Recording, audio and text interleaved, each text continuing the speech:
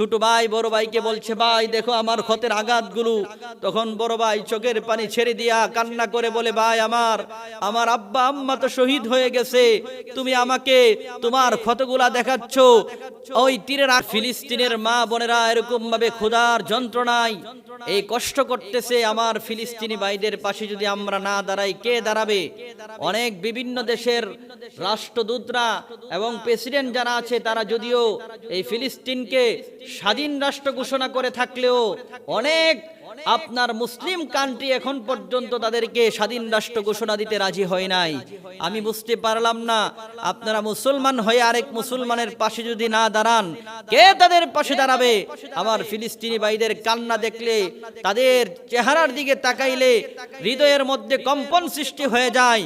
কয়েকদিন আগে একটি ভিডিও ফুটেজ আমি দেখার পরে অবাক হয়ে গেলাম। ওই ভিডিও ফুটেজের মধ্যে আমি দেখলাম ছোট ভাই বড় ভাইকে বলছে, ভাই দেখো আমার ক্ষতের আঘাতগুলো। তখন বড় ভাই চোখের পানি ছেড়ে দিয়া কান্না করে বলে, ভাই আমার আব্বা আম্মা তো শহীদ হয়ে গেছে, তুমি আমাকে তোমার ক্ষতগুলা দেখাচ্ছ, ওই তীরের আঘাতগুলা দেখাচ্ছ। এই দৃশ্যগুলা দেখলে তো চোখের পানি ধরে রাখা যায় না। এই জন্য ফিলিস্তিনের পাশে গোটা পৃথিবীর মুসলমানেরা যদি দাঁড়ায়, মুসলিম রাষ্ট্রগুলা যদি দাঁড়ায়, তাহলে অবশ্যই ফিলিস্তিনকে রাষ্ট্র হিসাবে ঘোষণা দিতে তারা বাধ্য হবে। আর ইসরায়েল, এই খ্রিস্টান, এই ধরনের যারা ইহুদি রয়েছে, খ্রিস্টান রয়েছে, তাদের বর্বরতার কারণে আমার মুসলমান ভাইরা কষ্ট করতেছে। এই ধরনের খ্রিস্টান, ইহুদি, নাসারা যারা আছে, তাদের বিরুদ্ধে প্রয়োজনে জিহাদ ঘোষণা করতে হবে। আমার ফিলিস্তিনি ভাইদের পাশে দাঁড়াতে হবে।